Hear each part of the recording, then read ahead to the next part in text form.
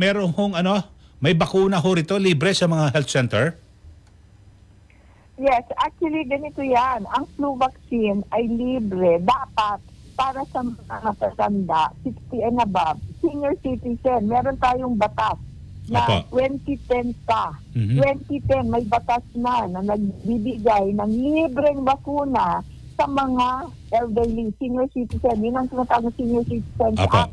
Kasi alam mo yung flu, delikado yan, mas delikado yan sa mga may edad at mga may sakit sa puso, may stroke, may sakit na diabetes, may sakit sa atay. You know, hindi dapat walang bahal. Apo. Bata, medyo malakas pa resistensya, hindi yun yung may libre. Okay? Pero pwede kang makakuha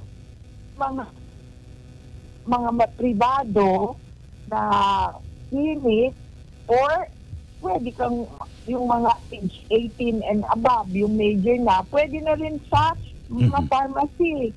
Pwedeng makapagbigay na ang mga pharmacist ng authorized na sila ng bakuna. Pero pag bata, ay private clinic mo lang makukuha yan.